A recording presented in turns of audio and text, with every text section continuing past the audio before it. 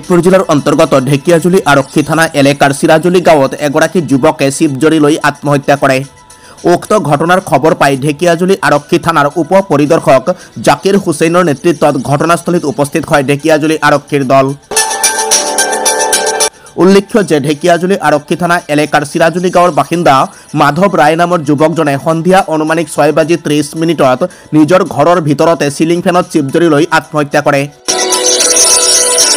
বৰ্তমানলৈকে যুৱকজনৰ আত্মহত্যাৰ কাৰণ পোহৰলৈ অহা নাই। আৰক্ষীৰ তদন্তৰ পিছতহে যুৱকজনৰ আত্মহত্যাৰ প্ৰকৃত কাৰণ পোহৰলৈ আহিব। ঘটনাটো মানে ঘৰত কিবা এটা শব্দ হৈ আছে, পিছত ইহঁতৰ ঘৰৰ মানুহখিনি দৌৰি আমাৰ তাত গৈছে। আমাৰ ওচৰ একেলগতে ঘৰ, কৈছে তুমি ঘৰত কি শব্দ হৈ আছে। সিহঁতে আমি আহি চটপট দৰ্জাটো ফটককৈ ভাঙিব নোৱাৰোঁ, দৰ্জাটো ভাঙিতে সময় লাগিছে। দৰ্জাটো ভাঙি দেখোন কি ওলমি আছে আৰু লগে লগে তাৰ নাম কি? এই মাধৱ ৰয়। বয়স কিমান হ'ব? নাই 23 বছৰ দিছে তাত, 22 23 মান হ'ব আৰু। একো গম নাপায়, কোনেও গম নাপায়। কোনো কাৰো লগত কাজিয়া নাই, ঝগৰা নাই, একোৱে নাই তাৰ। কাৰো লগত কাজিয়াও নকৰে।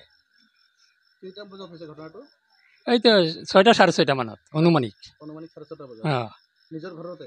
নিজৰ ঘৰতে নিজৰ ৰুমতে।